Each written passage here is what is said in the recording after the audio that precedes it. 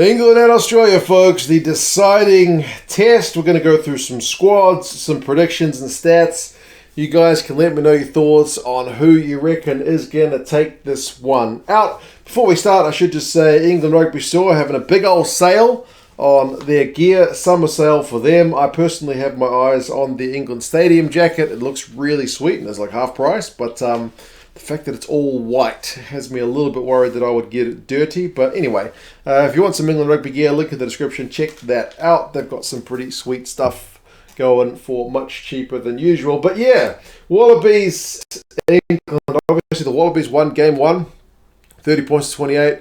On paper, it looked a bit closer than it was, with England scoring a couple of late tries. And then England last week really took it up a gear and ended up winning relatively comfortably in the end, 25 points to 17. The boot of Owen Farrell really taking the game away from the Australians. And the Aussie injury list is pretty horrendous. That being said, the English are also missing a few big names. If we start with the Wallaby squad, you're looking at a slightly changed front row with Slipper coming in to start at loose head, so he doesn't have to cover tight head this week, which is certainly a bit of a bonus. Porecki and Tupou alongside him. Tupou, whilst a really welcome return for him, certainly conceded a few too many penalties. Dave Rennie kind of talked about him a little bit, maybe being, was it Dan McKellar? One of them was talking about how maybe he's had so much time off rugby, it was a bit of a ask for him to kind of go up against a guy like Ellis Genge and expect to be 100%, but he should be better than he was last week with that game under his belt. Frost and Phillip, it's a different locking duo from what we had last week. Obviously, Nowell is out. Phillip switches to 5 and Nick Frost's up from the bench. So, yeah, they're really having to shuffle things around. Harry Wilson comes into the side in the 6th jersey. First time we've seen him this Wallabies season. He's had a pretty busy season for the Reds. If you guys watch Super Rugby, certainly one of the top ball carriers in the competition, mostly from number 8, but he packs down at number 6, taking Rob Leota's spot because Rob has to drop to the bench to essentially cover lock. They did call up Lukan Alaalatoa. Remember, he's heading overseas, so it's not really a long-term prospect for the Wallabies at this point. But yeah, they've opted not to bring Lukan in.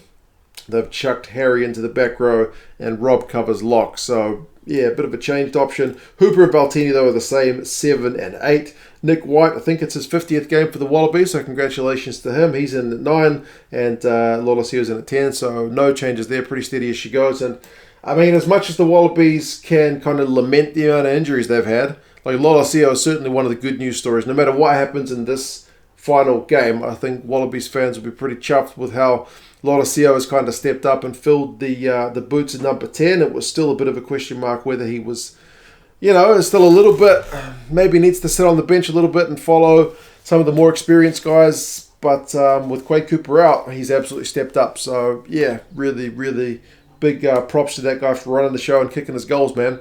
What else can you ask for? Kerevi and Paisami, the same midfield. Kerevi was effective with his carrying last week despite the loss. Wright is on one wing and Koroibete is on the other. So I also think those guys were pretty effective. And then Reece Hodge, who was with Australia A just a couple of weeks ago in the Pacific Nations Cup, he has had to fill in a somewhat cursed fullback jersey because whoever's in that fullback jersey seems to be going down injured. So best of luck, Reece. Just remember that guy's got a big old boot on him. So if you're going to kick that guy the ball, you may expect it to return with a bit of interest because he's certainly got one of the biggest boots in the game.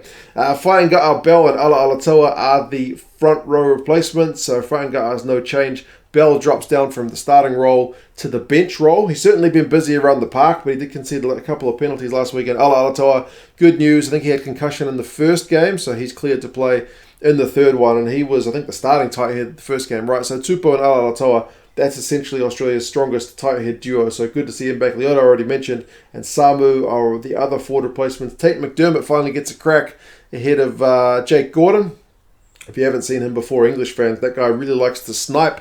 So come the end of the game, if there's a few tired bodies out there, he may be, the guy to take the ball to the line. Ikitau is back in the side. And Suli Vunivalu is in the 23 jumper. If you haven't seen him, he's another one of these rugby league converts, very good in the air and pretty dangerous. He'll be getting his Wallabies debut. So a lot of pressure on that guy in terms of being a massive rugby league star.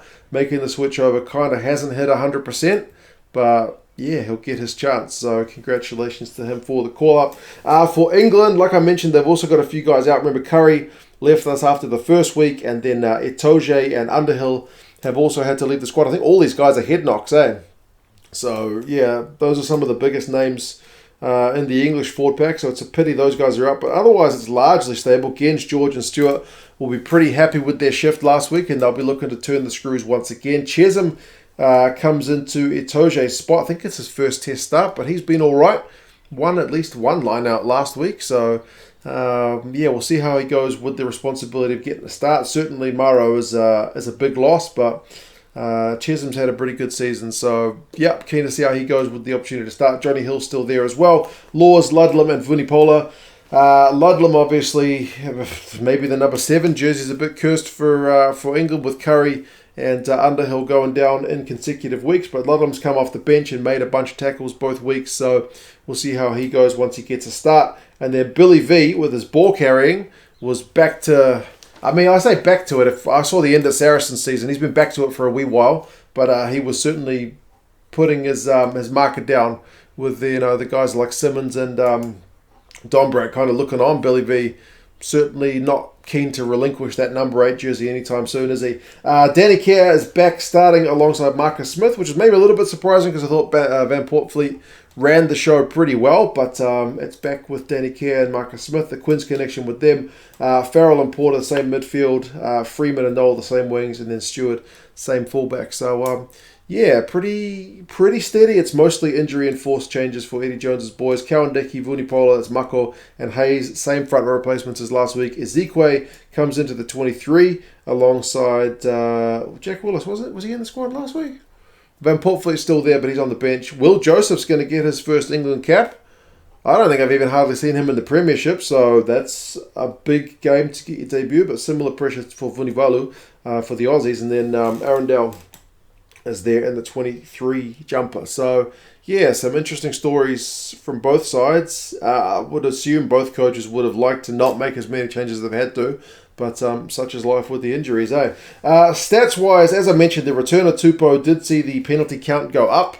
Of all the Tier 1 teams that played in the first 2 weeks, Australia are the most penalised. New Zealand are second, with I think 1 penalty less, fewer. But yeah, I think Australia last week conceded just way too many penalties. Interestingly, their scrum percentage actually went down last week compared to Game 1.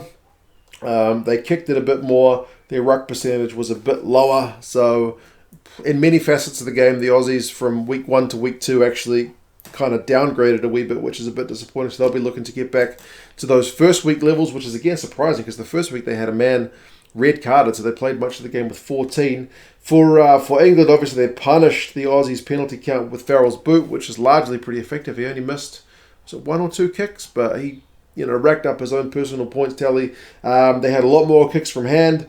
It's a weird one because England's attack looked a bit out of sorts in the first game, apart from those kind of last couple of late tries. But like the meters per carry rate for both games is actually pretty similar, but their discipline was better and they kicked a bit more. So yeah, whatever they did differently seemed to work a bit better.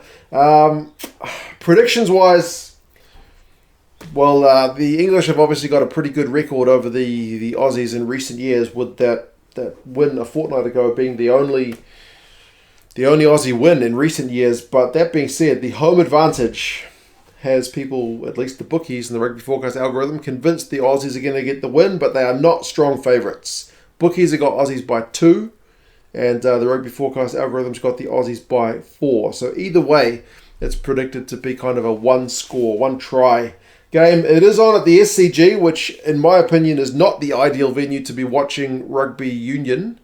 It's a cricket ground, so all the fans are pretty far away. I do seem to remember the turf tearing up a little bit when they've played games there before, but that might have been a couple of years ago. I'm not sure if they relayed it a bit since then, but yeah, I believe it's sold out, so that's good news. Paul Williams, the Kiwi, is the ref. Fingers crossed we can keep 15 versus 15 in this game. But yeah, you guys let me know your thoughts. How do you think this one is going to go? Are you backing Eddie's boys to add to Aussie misery that they've had in recent years and seal out the series? Do you think this much changed Wallaby side, missing many of their starting players, can still get the job done. You guys let me know your thoughts, and I'll talk to you guys again soon.